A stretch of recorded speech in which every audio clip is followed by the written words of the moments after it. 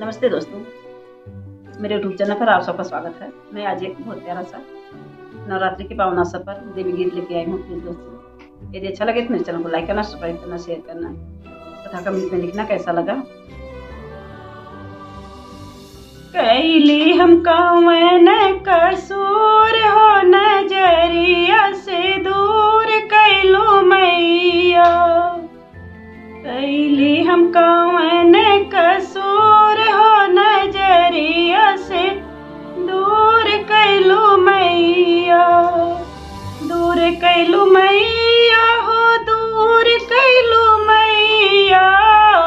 दूर कैलो मैया हो, दूर कैलो मैया। कैली हम कौन कसूर हो, नजरिया से दूर कैलो मैया।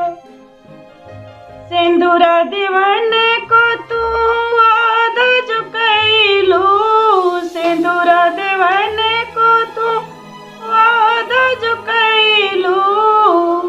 सिंदूरा दे भरपूर हो, नजरिया से दूर कैलो मैया। सिंदूरा दे भरपूर हो, नजरिया से दूर कैलो मैया। कैली हम कौन कसूर हो, नजरिया से दूर कैलो मैया। दूर कैलो मैया हो, दूर कैलो मैया। दूर कैलो मैया हो, दूर कैलो मैया।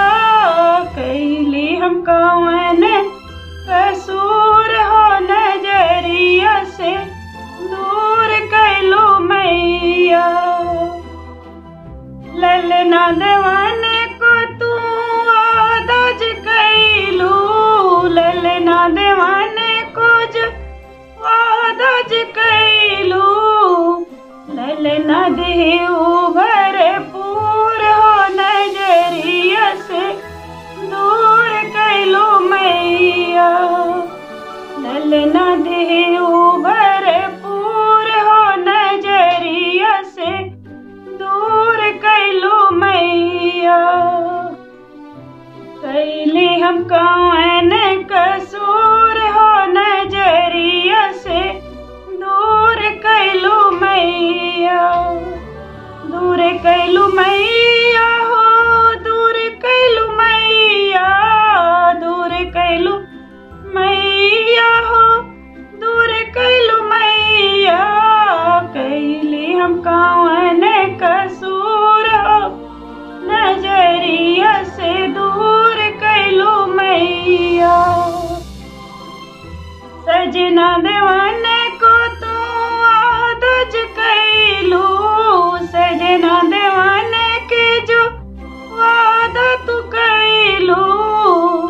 सजना देव भरपूर हो, नजरिया से दूर कैलो मैया। सजना देव भरपूर हो, नजरिया से दूर कैलो मैया। कैली हम कौन कसूर हो, नजरिया से दूर कैलो मैया। दूर कैलो मैया हो, दूर कैलो मैया। दूर कैलो मैया हो, दूर कैलो मैया। कैली हम कौन कसूर हो, नजरिया से दूर कैलो मैया। रंग ना दीवान के जो वादा तू कैलो, रंग ना दीवान के जे वादा तू कैलो। रंग ना देव भरपूर हो, नजरिया से दूर कैलो मैया। रंग ना देव भरपूर हो, नजरिया से दूर कैलो मैया।